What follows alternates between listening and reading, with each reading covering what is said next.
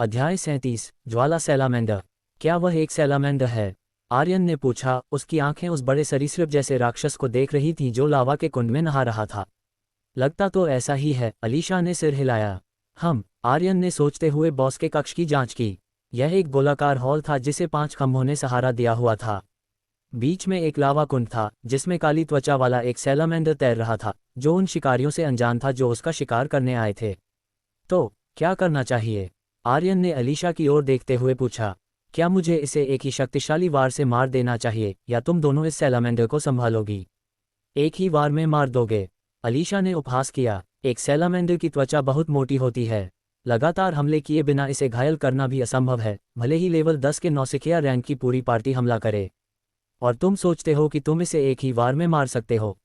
आर्यन को उसकी आंखों में चुनौती पसंद आई। अगर मैं इसे एक ही वार में मार दूं तो फिर तुम क्या करोगी? उसने चिढ़ाते हुए पूछा। तुम ऐसा कर ही नहीं सकते।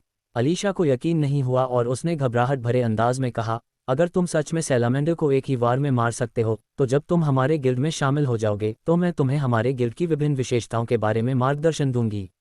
उसने ये कहा, हालांकि उसे एक सेकंड के लिए भी यकीन नहीं था कि आर्यन सैलामेंडर को एक ही वार में मार सकता है। हाँ, अच्छा, मुझे तुम्हारी शर्त पसंद आई।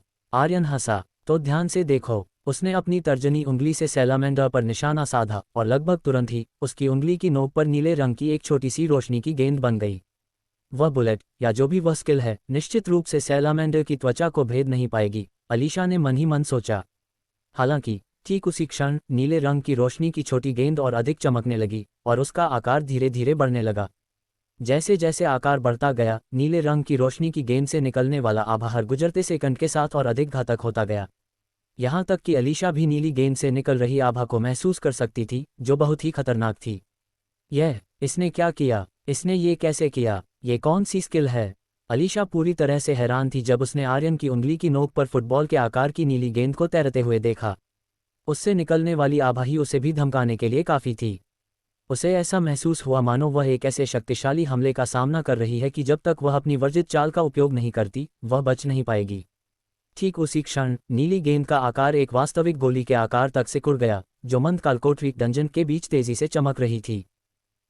सैलामेंडर ने भी आर्यन की उंगली से निकल रही आभा को महसूस किया, लेकिन तब तक बहुत देर हो चुकी थी। ववूश! एक नीली लेजर रोशनी की तरह गोली सैलामेंडर पर जूम इन हुई, उसके शरीर में एक विशाल छेद करते हुए और बॉस कक्ष की दूसरी तरफ की दीवार से जा टकराए। धड़ाम! जब गोली बॉस कक्ष की दीवार से टकराई तो एक बड़ा विस्फोट हुआ, जिससे पूरे बॉस कक्ष में एक शॉकवेव फैल गई। लेकिन बस एक पल बाद, जैसे ही विस्फोट शांत हुआ, बॉस के कक्ष में शांति लौट आई जैसे कुछ हुआ ही न हो। वह क्या था? अलीशा ने पूछा, लेकिन फिर उसने अपना सिर हिलाया। रुको, तुम्हें मुझे बताने की ज़रूरत नहीं है। मैं तुमसे ये सवाल जब से हम मिले हैं तब से कई बार पूछ चुकी हूँ। हालांकि यह सब तुम्हारी ही गलती है। आर्यन हंसा। बस शर्त को मत भूलना। अलीशा ने ताना मारा। जब तुम गिल्ड में शामिल होगे तब देखेंगे। आर्यन ने मुस्कुराते हुए सिर हिलाया, इससे पहले कि वह सैलामेंडर के शव की ओर मुड़ा, जिसका शरीर लाल रोशनी से चमकने लगा और फिर गायब हो गया, पीछे कुछ आइटम छोड़ गया। अगर कोई स्किल ड्रॉप हुई है तो मुझे वह चाहिए, आर्यन ने लावा कुंड की ओर दौड़ते हुए कहा। हाँ, तुम जो चाहो ले सकते हो, अलीशा ने लापरवाही से कहा। उसे जो चाहिए था वह मिल चुका था, इसलिए उसे अब इस कालकोठरी में कोई दिलचस्पी नहीं थी। अच्छा है। आर्यन ने लावा कुंड के बगल में फर्श पर पड़े ढेर सारे आइटम देखे। तभी उसकी नज़र उस एक चीज़ पर पड़ी जिसे वह ढूंढ रहा था, एक स्किल स्क्रॉल। उसने स्किल को हाथ में लिया और उसकी जांच की। इन्फिनल coating, uncommon rank. Uncommon rank. Aryan मुस्कुराया और तुरंत ही स्किल सीख ली। उसके बाद वह आगे बढ़ा और फर्श पर पड़े सभी आइटम ले लिए। जब मैं कालकोठरी से बाहर निकलूंगा तो बहुत सारा पैसा कमाऊंगा। आर्यन ने सभी आइटम इकट्ठा करते हुए अमीर बनने का सपना देखा। सब हो गया, अब हम इस कालकोठरी से जा सकते हैं। आर्यन दोनों महिलाओं के सामने पहुंचा, जाने के लिए तैयार था। जब तुम आइटम इकट्ठा कर रहे थे तो तुम्हारे चेहरे पर वह घिनौना भाव क्यों था? अलीशा ने एक बदसूरत चेहरे के साथ पूछा। मैं बस ये सोचकर खुश था कि अब मैं अमीर हो जाऊंगा, आर्यन ने मुस्कुराते हुए कहा, जब वे दरवाजे की ओर चल रहे थे। मैं समझ गई। अलीशा ने सिर हिलाया, जबकि वह सोच रही थी कि आर्यन कितना गरीब होगा कि इन चीज़ों से ही वह अमीर होने का सोच रहा था। जल्द ही उन्होंने दरवाजे को छुआ और बॉस कक्ष के बाहर घाटी में दिखाई दिए। वहां एक नीला पोर्टल उनका इंतजार कर रहा था। तो चलें, आर्यन ने अलीशा की ओर मुड़कर कहा। अलीशा ने सिर हिलाया, लेकिन उसका चेहरा गंभीर हो गया। मुझे नहीं पता कि किसने बाउंसर स्क्वाड को मुझे मारने के लिए भेजा था, लेकिन चूंकि मैं जिंदा हूं और वे मर चुके हैं, जिसने भी उन्हें भेजा था वह मुझे फिर से मारने की कोशिश करेगा। इसलिए बाहर ये बेहतर होगा कि तुम ऐसा व्यवहार करो जैसे तुम मुझे नहीं जानते, नहीं तो इससे तुम बड़ी मुसीबत में पड़ सकते हो। आर्यन ने उसके शब्दों पर विचार किया और सिर हिलाया। वह निश्चित रूप से कुछ शक्तिशाली गिल्डों का निशाना नहीं बनना चाहता था जब वह इतना कमज़ोर था। ठीक है, मैं जैसा तुम कहोगी वैसा ही करूंगा, उसने उससे कहा। अच्छा, मैं गिल्ड में तुम्हारा इंतजार करूंगी। अलीशा ने उसे एक बहुत ही प्यारी मुस्कान दी। इससे पहले कि वह अमना के साथ पोर्टल में चली गई, आर्यन की आंखों के सामने से गायब हो गई। आर्यन वहां एक पल के लिए खाली खड़ा रहा। नहीं, मुझे क्या हो गया है? मैं केवल 15 साल का हूं। मुझे इस तरह की चीज़ों में नहीं उलझना चाहिए। उसने हल्के से अपने सिर पर हथौड़ा मारा और आह भरी। अपना सिर हिलाते हुए वह पोर्टल में गया और कालकोठरी से गायब हो गया। कालकोठरी के बाहर प्रकट होकर आर्यन ने ताज़ी हवा में सांस ली क्योंकि ठंडी हवा उसके चेहरे से टकराई, जिससे उसे सुकून महसूस हुआ। बर्निंग वाइल्ड्स कालकोठरी में गर्म हवा और तापमान उसके जैसी कमज़ोर आत्मा के लिए बहुत ज़्यादा था। हालांकि जब उसने सामने भीड़ पर ध्यान दिया तो उसने कुछ अलग देखा। उसने देखा कि कई ड्रोन माइक्रोफोन के साथ बड़ी भीड़ के ऊपर उड़ रहे थे, हर उस व्यक्ति से सवाल कर रहे थे जो पोर्टल से आ रहा था। आर्यन ने स्थिति को देखा और तुरंत समझ गया कि यह उनके कालकोठरी को देर से पार करने के कारण हो सकता है। जब बाउंसर स्क्वाड बाहर नहीं आएगा तो और भी अराजकता होगी, उसने सोचा, क्योंकि वह भीड़ से होकर निकल रहा था, ड्रोन से लगातार पूछे जा रहे सवालों को नज़रअंदाज करते हुए। क्या आप कृपया रिपोर्ट कर सकते हैं कि कालकोठरी के अंदर क्या हुआ? कृपया हमें बताएं कि क्या हुआ। अगर आपको कोई आपत्ति न हो तो। भीड़ से लड़ते हुए आर्यन आखिरकार बाहर आया, जहां उसने अलीशा और अमना को उस बूढ़े आदमी के साथ देखा जिसके साथ वे आए थे। उसने उन्हें कुछ बात करते हुए सुना। आर्यन उनसे दूर मुड़ा और पोर्टल की ओर देखा, ये देखते हुए कि और अधिक लोग बाहर आ रहे थे। मुझे अराजकता फैलने से पहले ही चले जाना चाहिए, आर्यन ने तय किया, बर्निंग वाइल्ड्स कालकोठरी क्षेत्र से बाहर निकलते हुए। हालांकि वह अभी ज्यादा दूर नहीं गया था जब एक जोरदार आवाज उन सभी के कानों तक पहुंची जो बर्निंग वाइल्ड्स कालकोठरी के सामने इकट्ठा हुए थे। जो लोग अभी अभी बर्निंग वाइल्ड्स कालकोठरी से बाहर आए हैं, आप सभी को लायनहॉर्न गिल्ड द्वारा रुकने का आदेश दिया जाता है। अगर कोई भी आदेश का उल्लंघन करता हुआ पाया गया तो इसके विभिन्न परिणाम होंगे। अध्याय 38, लायनहॉर्न गिल्ड। लायनहॉर्न गिल्ड, क्या वे बाउंसर स्क्वाड के लिए यहाँ आए हैं? आर्यन रुक गया और मन ही मन बड़बड़ाया, उसका चेहरा गंभीर हो गया। उनके आने का समय अभी हुई घोषणा के साथ मिलकर उसे बहुत बेचैन कर रहा था। इसके अलावा अभी हुई घोषणा से यह साफ था कि वे अच्छे इरादों के साथ नहीं आए थे। उसने अपना ध्यान पोर्टल की ओर मोड़ा, उसने देखा कि वह अभी भी चमक रहा था। अभी भी बहुत से लोग हैं जिन्होंने कालकोठरी नहीं छोड़ी है, तो लायनहॉर्न गिल्ड को पहले से कैसे पता चला कि बाउंसर स्क्वाड मर चुका है? ठीक उसी क्षण घोषणा पर भीड़ में हंगामा मच गया। लायनहॉर्न गिल्ड यहाँ क्यों है? क्यों? शायद कुछ परेशानी पैदा करने के लिए। वे 5 शीर्ष गिल्डों में सबसे साहसी गिल्ड हैं, जिनका हमारे महाद्वीप में किसी भी ताकत से कभी न डरने का इतिहास रहा है। कुछ अच्छा होने वाला है, मुझे यकीन है। मुझे आश्चर्य है कि बर्निंग वाइल्ड्स कालकोठरी के इन शिकारियों ने लायनहॉर्न गिल्ड की नफरत को आकर्षित करने के लिए क्या किया। मुझे यकीन है कि इस स्थिति में यूनियन वैंगार्ड चुप नहीं बैठेगा। उन्हें सुनकर आर्यन के हाथों में पसीना आ गया क्योंकि उसने तनावपूर्ण स्थिति को करीब आते महसूस किया। क्या मैं बहुत ज़्यादा सोच रहा हूँ? शायद लायनहॉर्न गिल्ड का आना बाउंसर स्क्वाड से जुड़ा नहीं है, उसने सोचा, लेकिन फिर सिर हिला दिया। तो फिर वे उन लोगों को क्यों रोकेंगे जो अभी बर्निंग वाइल्ड्स कालकोठरी से बाहर निकले हैं? आर्यन ने स्थिति पर सावधानी से विचार किया, अपने विकल्पों को तौलते हुए। मेरी ताकत से वे मुझ पर शक नहीं करेंगे, उसने एक योजना बनाते हुए सोचा। फिर भी मैं इस क्षेत्र को अब छोड़ नहीं सकता क्योंकि उन्होंने हमें ऐसा न करने के लिए कहा है। अगर मैं ऐसा करता हूं तो ये बाद में और भी बड़ी समस्याओं के साथ मेरे पीछे पड़ सकता है। ठीक उसी क्षण हवा तेज हो गई, हवा में धूल उड़ने लगी। सभी का ध्यान आसमान की ओर गया क्योंकि उन्होंने एक चिकनी समचतुर्भुज रोम्बस आकार की उड़ने वाली शटल को उनकी ओर उतरते देखा, जो उल्लेखनीय गति के साथ हवा को काट रही थी। वह उनके ऊपर मंडरा रही थी और उसमें से कई पुरुष और महिलाएं नीचे आए। बर्निंग वाइल्ड्स कालकोठरी से बाहर आए लोग, यहाँ इकट्ठा हो जाओ। हल्के नीले बालों और एक सनकरे चेहरे वाले एक व्यक्ति ने उन्हें इकट्ठा करना शुरू कर दिया। आर्यन ने स्थिति को देखकर आह भरी और बर्निंग वाइल्ड्स कालकोठरी के सभी लोगों के साथ इकट्ठा हो गया। कुछ लोग उसे अभी भी जीवित देखकर हैरान थे, जबकि दूसरों को कोई परवाह नहीं थी। वह उनके साथ इस तरह खड़ा था कि उसका चेहरा अलीशा की ओर था। उसने ऐसा जानबूझकर किया था। अगर हालात खराब होते हैं तो आर्यन को उम्मीद थी कि वह संकेतों या किसी अन्य तरीके से उसकी मदद कर सकती है, और वह केवल तभी उसकी मदद ले सकता था जब वह उसे देख सके। वर्तमान में अलीशा उस बूढ़े आदमी के साथ बात कर रही थी, उसका चेहरा गंभीर था। मुझे उम्मीद है कि सब कुछ अंत में ठीक हो जाएगा, आर्यन ने आह भरी और उससे नजरें हटा लीं। ठीक उसी क्षण एक जोर से चिल्लाने की आवाज़ ने सभी का ध्यान आकर्षित किया। अरे देखो, पोर्टल चमकना बंद हो गया है, इसका मतलब है कि सभी शिकारी बाहर आ गए हैं। लेकिन बाउंसर स्क्वाड और यह भी, जब उनमें से लगभग 50 ने प्रवेश किया था तो केवल 20 शिकारी ही बाहर क्यों आए? पोर्टल की ओर मुड़ते ही सभी की आंखें सिकुड़ गईं। यहाँ तक कि ड्रोन भी सब कुछ कैद करने के लिए पोर्टल की ओर मुड़ गए। लायनहॉर्न गिल्ड के आगमन और उनकी घोषणा के कारण सभी का ध्यान उन पर और बर्निंग वाइल्ड्स कालकोठरी के शिकारियों पर था, इसलिए कई लोगों ने ध्यान नहीं दिया था कि बाउंसर स्क्वाड अभी तक कालकोठरी से बाहर नहीं निकला था। और अब जब उन्होंने अपने सामने मंद पोर्टल को देखा तो उनके चेहरे पर अविश्वास का भाव छा गया। वे कल्पना नहीं कर सकते थे कि क्या या किसने बाउंसर स्क्वाड को मार डाला होगा।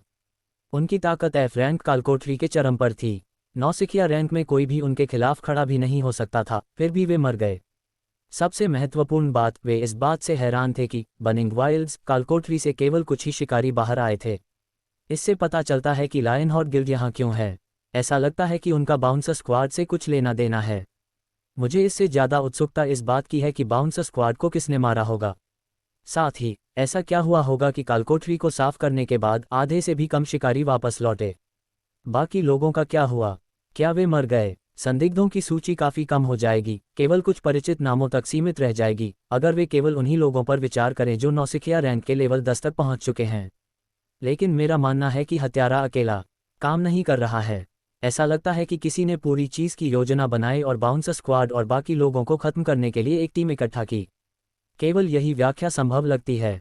मैं यह मानने से इनकार करता हूं कि कोई अकेला व्यक्ति पूरे बाउंसर स्क्वाड को अपने दम पर खत्म करने की ताकत रख सकता है। भीड़ में अराजकता फैल गई जब उन्हें पता चला कि बाउंसर स्क्वाड एक एफ रैंक कालकोठरी के अंदर मारा गया था। कई लोगों ने अनुमान लगाया कि यह एक बड़ी साजिश का हिस्सा था, जिसमें कई शिकारी बाउंसर स्क्वाड को खत्म करने के लिए एकजुट हुए थे। हालांकि अन्य लोग केवल नाटक के सामने आने का बेसब्री से इंतजार कर रहे थे। तभी ऊपर मंडरा रही शटल से दो आकृतियां धीरे धीरे नीचे उतरीं। दोनों अपनी 20 या 30 के दशक की शुरुआत में लग रहे थे, अपनी युवा उपस्थिति के बावजूद एक अधिकार की हवा बिखेर रहे थे। काले बालों वाले एक व्यक्ति ने साफ सुथरे ढंग से कंघी की थी और एक तेज काली सूट पहनी थी जो उसके कठोर भाव से मेल खाती थी। उसके बगल में महिला ने एक बहती हुई बैंगनी पोशाक पहनी थी, उसके लंबे शाहबलूत भूरे बाल उसके घुटनों तक गिर रहे थे, हर हलचल के साथ धीरे धीरे हिल रहे थे। उनकी ताकत, मैं उनकी ताकत नहीं देख सकता। आर्यन भौहें चढ़ाता है। हर गुजरते क्षण के साथ उसकी हृदय गति बढ़ रही थी, लेकिन उसने खुद को शांत करने के लिए मजबूर किया। सूट पहने हुए व्यक्ति ने भीड़ पर कोई ध्यान नहीं दिया और उन लोगों के छोटे समूह के सामने पहुंच गया जिन्होंने बर्निंग वाइल्ड्स कालकोठरी को साफ किया था। मैं लायनहॉर्न गिल्ड से रोथिन हूं, उसने घोषणा की। उसकी तेज बाज जैसी निगाहें उसके सामने खड़े हर व्यक्ति को स्कैन कर रही थीं। बाउंसर स्क्वाड ने हाल ही में हमारे गिल्ड के साथ एक अनुबंध पर हस्ताक्षर किए और आज उनमें से सभी 5 कालकोठरी से बाहर नहीं निकल पाए। लेकिन इससे पहले कि वह जारी रखता, उसने हवा में उड़ रहे सभी ड्रोनों का सर्वेक्षण किया, इससे पहले कि उसके हाथों से लाल तार निकलने लगे। इन तारों ने सभी ड्रोनों को चारों ओर लपेटा और उन्हें टुकड़ों में कुचल दिया। फिर रोथिन ने अपना ध्यान फिर से सभी की ओर मोड़ा। उसकी भेदक आंखें हर व्यक्ति को तौलती हुई लग रही थीं, क्योंकि उसने अपनी बात जारी रखी। उसका स्वर ठंडा और जानबूझकर था। इसका क्या मतलब है? रोथिन की आवाज़ तेज हो गई, जिसमें आरोप का भाव था। इसका मतलब है कि उन्हें कालकोठरी के अंदर मार दिया गया, और इसका मतलब है कि आप में से कुछ ने इसे करने के लिए मिलकर काम किया। वे वास्तव में बाउंसर स्क्वाड के लिए यहाँ हैं। आर्यन ने शांति से सोचा। उसके विचार उस एक व्यक्ति की ओर घूम रहे थे जो अलीशा और अमना के अलावा बाउंसर स्क्वाड के साथ क्या हुआ था के बारे में जानता था। अध्याय 39, बैंगनी मृत्यु की लालटेन। नहीं नहीं, हमने उन्हें नहीं मारा। आर्यन और अन्य लोगों के साथ इकट्ठा हुए शिकारियों में से एक ने तुरंत विरोध किया। हाँ, सच में, हम में से कुछ ने उन्हें अन्य शिकारियों के साथ स्टॉर्म कैन्यन की ओर जाते देखा।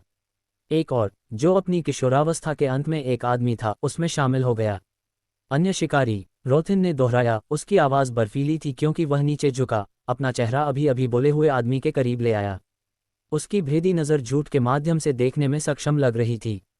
मुझे बताओ, रोथिन ने धीरे धीरे कहा, क्या वे अन्य शिकारी यहाँ मौजूद हैं?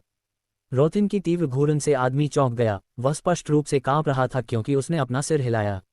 न नहीं, उनमें से कोई भी यहाँ नहीं है, वह हकलाया। साहस की एक झलक जुटाते हुए उसने जोड़ा, मैंने लगभग 20 शिकारियों को बाउंसर स्क्वाड के साथ स्टॉर्म कैन्यन की ओर जाते देखा था, लेकिन उनमें से कोई भी अब यहाँ नहीं है। रोथिन ने एक पल के लिए उसे घूर कर देखा, इससे पहले कि उसकी मुट्ठी चली। धड़ाम, एक मुक्का सीधे आदमी के पेट पर लगा, जिससे वह जमीन पर गिर गया। क्या तुम्हें लगता है कि तुम्हारी योजना शानदार है, या तुम मुझे बेवकूफ़ समझते हो? रोथिन गुर्राया, उसकी आवाज़ खतरे से भरी हुई थी। वह नीचे झुका और आदमी को गर्दन से पकड़ लिया, उसे आसानी से हवा में उठा लिया। तुम में से कुछ ने उन्हें मार डाला, रोथिन ने गुर्राया। उसकी भेदी नज़र आदमी की घबराई हुई आंखों पर टिक गई। और अब तुम बेतुके बहाने बना रहे हो, सोच रहे हो कि मैं उन पर विश्वास करूंगा। उसने फिर से मुक्का मारा। अघे, आदमी दर्द में चिल्लाया। मैं सच कह रहा हूं। रोथिन ने एक पल के लिए उसे घूर कर देखा, इससे पहले कि उसे आर्यन और बाकी लोगों की ओर वापस भेज दिया। बस वहां खड़े रहो, हम 1 मिनट में सच जान लेंगे। फिर वह अपने बगल में भूरे बालों वाली महिला की ओर मुड़ा। श्रीका, अगर तुम चाहो तो, उसने उस पर घूर कर कहा। ओह, मेरी बारी है, श्रीका ने हंसते हुए कहा, क्योंकि वह धीरे धीरे समूह की ओर चली और बैंगनी लपटों से जलती हुई एक लालटेन निकाली। अलीशा, जो थोड़ी दूरी पर खड़ी थी, बैंगनी लालटेन को घूरकर शुद्ध सदमे में उसकी आंखें चौड़ी हो गईं। वह लालटेन, यह नहीं हो सकता। ये बैंगनी मृत्यु की लालटेन है। अलीशा के बगल में खड़े बूढ़े आदमी ने गंभीरता से कहा। किंवदंती है कि बैंगनी मृत्यु की लालटेन के अनुबंध के तहत आने वालों के अंतिम क्षण बैंगनी लपटों में देखे जा सकते हैं यदि हत्यारे का खून उसमें मिला दिया जाए। तो क्या सच सामने नहीं आ जाएगा? अलीशा ने पूछा, उसकी आवाज़ चिंता से कांप रही थी। बूढ़े आदमी ने शांति से कहा, चिंता मत करो, तुम्हारा भाई अब किसी भी क्षण आ जाना चाहिए। तब तक चलो देखते हैं कि चीज़ें कैसे सामने आती हैं। अलीशा ने हल्के से सिर हिलाया, हालांकि उसका चेहरा चिंता से भरा रहा। रोथिन ने उसके सामने इकट्ठा हुए 20 या उससे अधिक लोगों को देखा और बैंगनी लालटेन की ओर इशारा किया। अब आप सोच रहे होंगे कि यह लालटेन किस लिए है ना? उसने उनकी डरी हुई आंखों को देखकर हंसते हुए कहा और जारी रखा। आप में से जिन्होंने कुछ नहीं किया है, आपको चिंता करने की ज़रूरत नहीं है।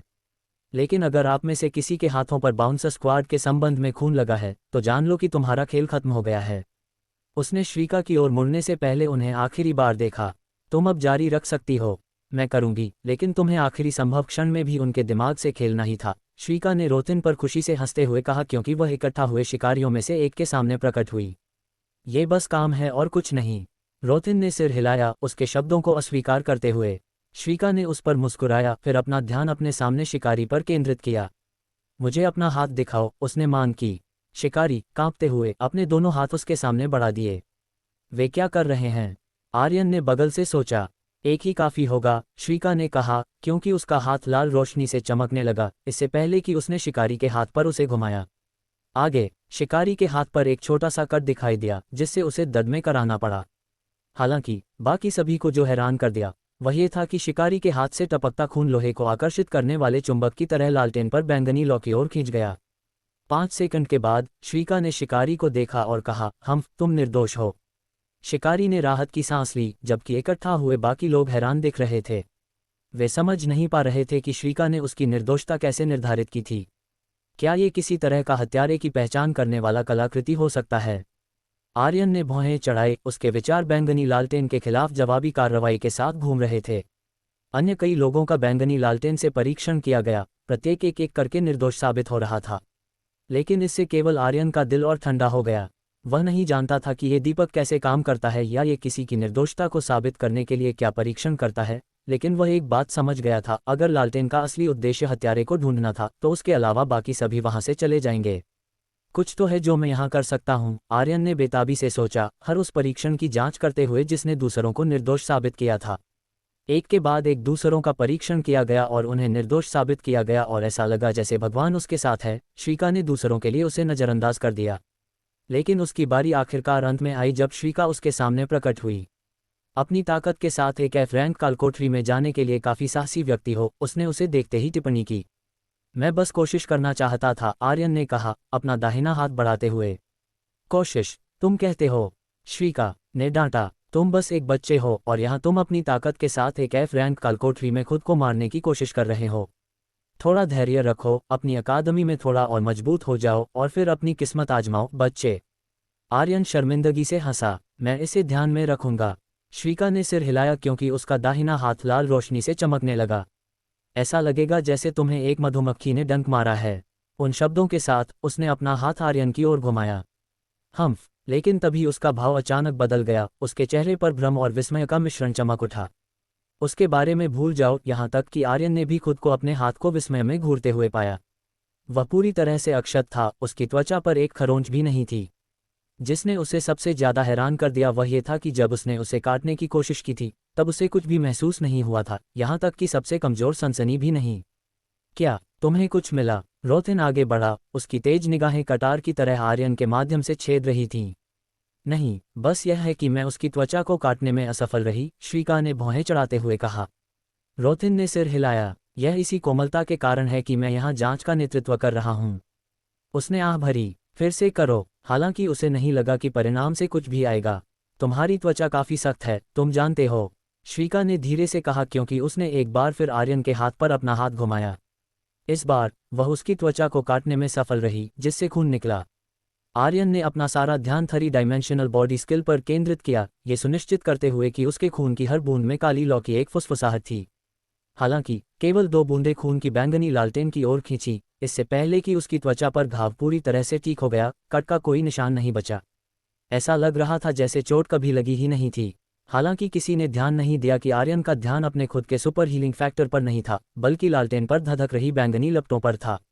यह एहसास आर्यन किसी चीज से हैरान दिख रहा था, इससे पहले कि उसे समझने का एक भाव उसके चेहरे पर छा गया। आकर्षक, श्रीका ने आर्यन की उपचार क्षमता को देखकर चिल्लाया, इससे पहले कि उसने अपना ध्यान बैंगनी लालटेन की ओर मोड़ा। कुछ दूरी पर अलीशा अपने पसीने से भीगे हथेलियों के साथ खड़ी थी, उत्सुकता से सब कुछ देख रही थी। कोई प्रतिक्रिया नहीं, श्रीका ने 5 सेकंड के बाद कहा, आर्यन की ओर मुड़ते हुए। तुम जा सकते हो, बच्चे। आर्यन ने हल्के से सिर हिलाया, राहत की सांस ली। तो अब क्या? श्रीका रोथिन की ओर मुड़ी। रोथिन अपने चेहरे पर एक गंभीर भाव के साथ खड़ा था। ये बस समझ में नहीं आता कि लालटेन ने यहाँ किसी पर भी प्रतिक्रिया क्यों नहीं दी, उसने सोचते हुए कहा। शायद यह एक आत्महत्या मिशन था, श्रीका ने कंधे उचकाए। जिन्होंने बाउंसर स्क्वाड को मारा, उन्होंने कालकोठरी के अंदर आत्महत्या कर ली होगी। ये भी उन लापता शिकारियों की व्याख्या करेगा जो बाउंसर स्क्वाड के साथ कालकोठरी से कभी बाहर नहीं आए। या शायद यह अलीशा है। रोथिन ने उसकी दिशा में देखते हुए कहा। अब तुम अपने दोस्त की बहन पर दोष लगाओगे? श्रीका ने भौहें उठाते हुए पूछा। नहीं, मैं नहीं लगाऊंगा, रोथिन ने सिर हिलाते हुए कहा। हालांकि तुम पूरी बात के बारे में सही हो सकती हो। जिसने भी बाउंसर स्क्वाड को मारा वह एक आत्महत्या दस्ता हो सकता है। उसने दया में अपना सिर हिलाया, इससे पहले कि उसने अपना ध्यान उन लोगों की ओर मोड़ा जिन्हें उसने जांच के लिए इकट्ठा किया था। तुम सभी को खारिज किया जाता है, उसने जोर से कहा। ये सुनकर आर्यन के आसपास सभी ने राहत की सांस ली। वे इस पूरे समय तनाव में थे। यह आखिरकार खत्म हो गया, आर्यन ने सोचा, आह भरते हुए, क्योंकि उसने निकलना शुरू कर दिया। वह वहां एक सेकंड भी ज्यादा नहीं रहना चाहता था। लेकिन जैसे कि भाग्य की अन्य योजनाएं थीं, एक विशाल चांदी की तलवार आसमान से उतरी और उनके बगल में तैरने लगी।